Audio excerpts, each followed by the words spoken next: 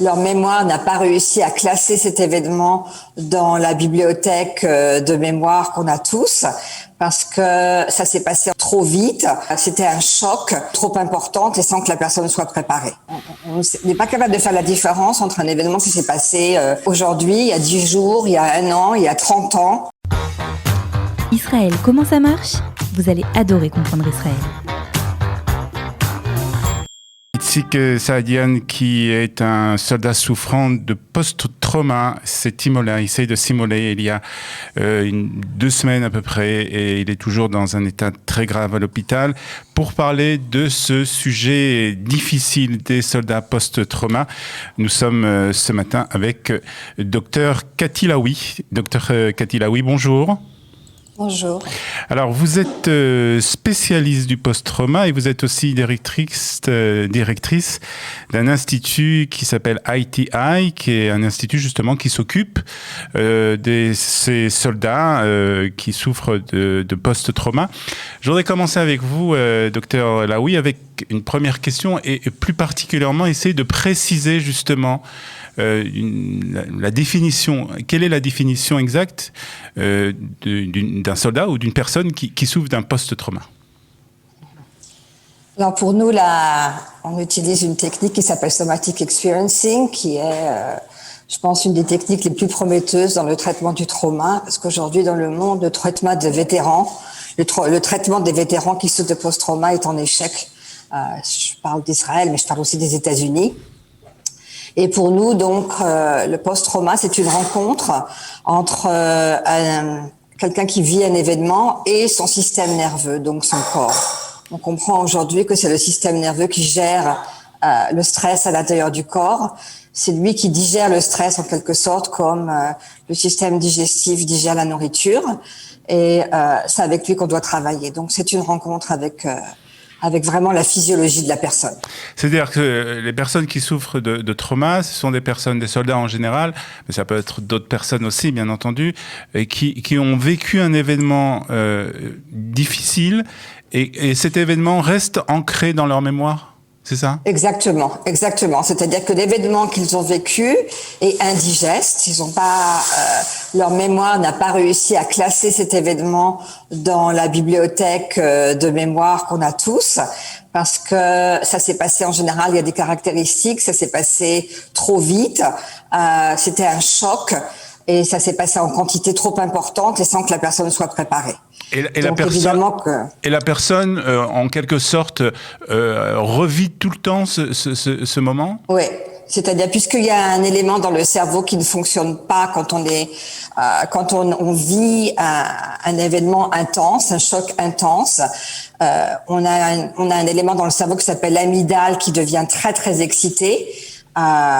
Sous l'influence d'émotions très très fortes, et quand l'amygdale est excitée, ce qui se passe, c'est qu'il y a un autre élément dans le cerveau qui s'appelle l'hippocampe, qui lui est responsable pour la chronologie et notre compréhension spatiale du temps et d'espace, et celui-là arrête de fonctionner. Donc comme il arrête de fonctionner, on n'est pas capable de faire la différence entre un événement qui s'est passé aujourd'hui, il y a 10 jours, il y a 1 an, il y a 30 ans, et maintenant. Donc on continue à vivre l'événement. C'est vraiment un processus qui reste ancré de façon pratiquement pour toute la vie pour ces personnes qui ont vécu ces moments. Enfin, j'espère pas toute la vie, s'ils font ce qu'il faut, mais absolument, oui. Et qui est surtout déclenché. Ce qui est important de savoir, c'est que le trauma va être déclenché par ce qu'on appelle des triggers, par des déclencheurs qui peuvent être liés. C'est des morceaux, en fait, des éléments qui rappellent l'événement. D'accord. Et ça, c'est extrêmement douloureux. Donc, évidemment, la situation, ce qui se passait avec Itzik, réveille la douleur chez tout le monde.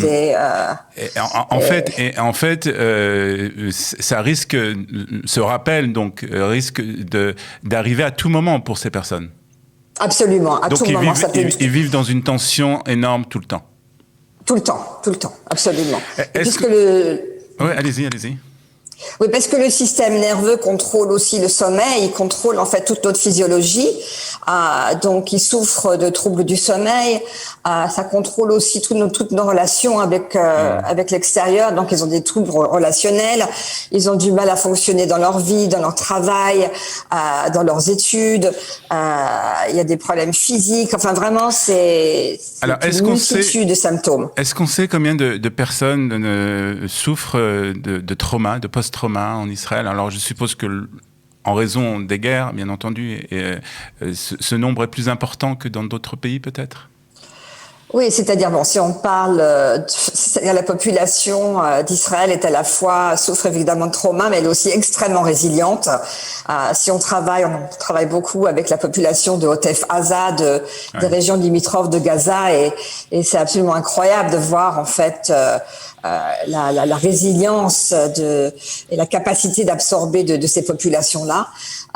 Et en même temps, si on parle du trauma des soldats, on estime qu'à peu près 20% des soldats combattants, donc de nos lochamim, souffrent de post-trauma. Wow. Donc c'est un chiffre assez énorme. Et il y a moins que 5000 qui sont reconnus par le ministère de la Défense. Mm-hmm. Donc il y a un gap important.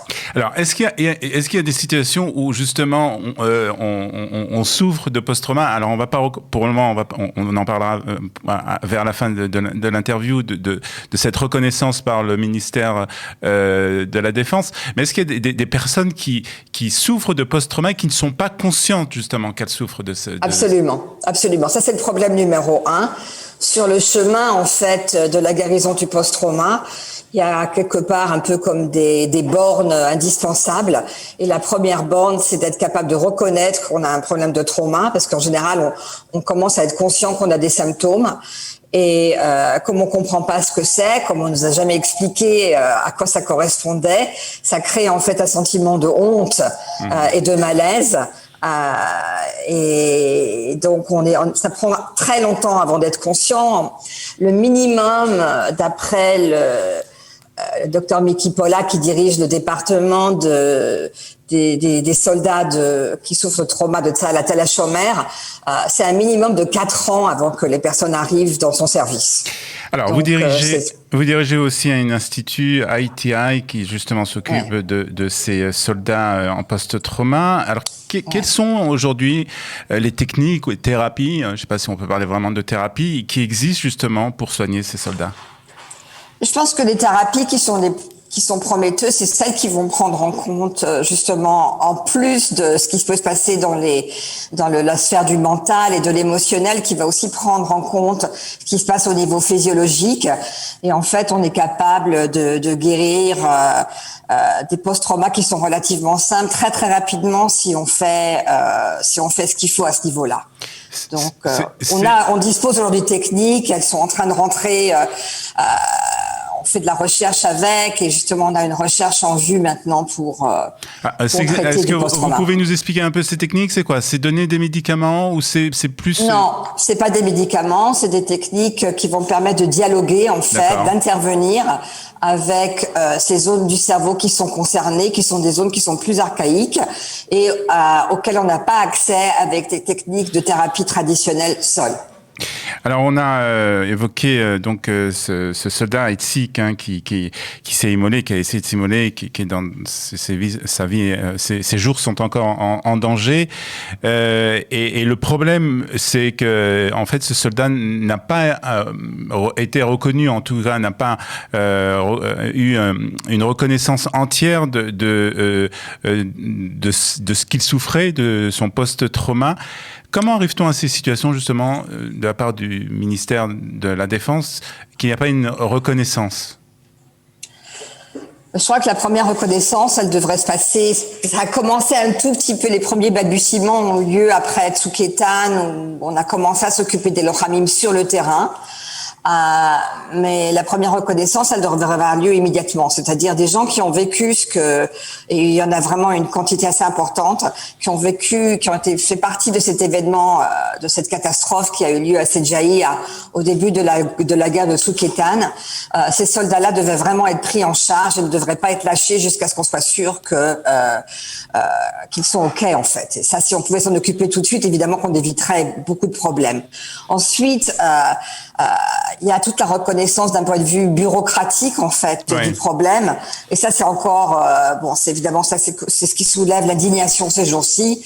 Et c'est insupportable. Oui, alors justement, c'est vraiment insupportable. Au niveau de ces problèmes bureaucratiques, on a parlé des enquêtes qui sont faites justement sur ces soldats de post-trauma, et on va chercher des fois jusqu'à la scolarité de ces soldats pour savoir de quelle manière la scolarité s'est passée, s'ils ont eu des problèmes à l'école, s'ils avaient des bons rapports avec leurs camarades, etc. Vous comprenez la logique de ça ? Non, là, il n'y a absolument pas de logique. Je vais vous dire ce que m'a dit je travaille en ce moment avec 4 soldats qui sont proches de Itzik, d'une façon ou d'une autre. 2 qui étaient avec lui à l'armée, 1 qui était avec lui à la guerre et 1 qui était avec lui dans une équipe de sport, de surf à laquelle il a fait partie. D'ailleurs, ils se sont exprimés à la télévision. Et ce que m'a dit un de ses camarades, je dois dire que moi-même, j'étais très touchée par ce qu'il m'a dit. Il m'a dit Itzik s'est allumé, comme on dit en hébreu, mais nous brûlons tous. Mm-hmm. Nous brûlons tous. Ça veut dire que je pense que on est tous connectés et que si on a un de nos enfants, parce qu'en plus de ça, c'est vraiment des enfants, il a 26 ans, un de nos enfants souffre à ce point-là, il n'y a pas on va pas aller chercher pour essayer de se convaincre qu'il y a un problème. En fait, l'idée, c'est que c'est le principe de base, c'est la vision, c'est la stratégie par rapport à ces soldats qui doit changer. En fait, c'est pas seulement les soldats morts qui doivent être des héros. C'est tous nos lochamim qui sont confrontés à des choses épouvantables à chaque fois qu'il y a une guerre, et pas seulement d'ailleurs, et dont on doit s'occuper. Pour terminer, alors, voyez, c'est ma voix qui s'emballe parce je vois ça. C'est un sujet bien sûr que vous vivez quotidiennement. Et pour terminer, docteur Cathy Laoui, le conseil qu'on peut donner justement à des personnes qui souffrent de ça, quel est le conseil le plus important ? C'est que c'est possible de guérir. C'est qu'il y a des méthodes aujourd'hui, c'est possible de guérir, vous pouvez trouver de l'aide et qu'il y a d'espoir. Docteur Cathy... Et qu'on est là pour vivre, évidemment. Exactement. Docteur Cathy Laoui, directrice de l'Institut ITI, merci beaucoup d'avoir été ce matin avec nous et de nous avoir parlé de ce sujet important. Merci. Israël, comment ça marche ? Vous allez adorer comprendre Israël.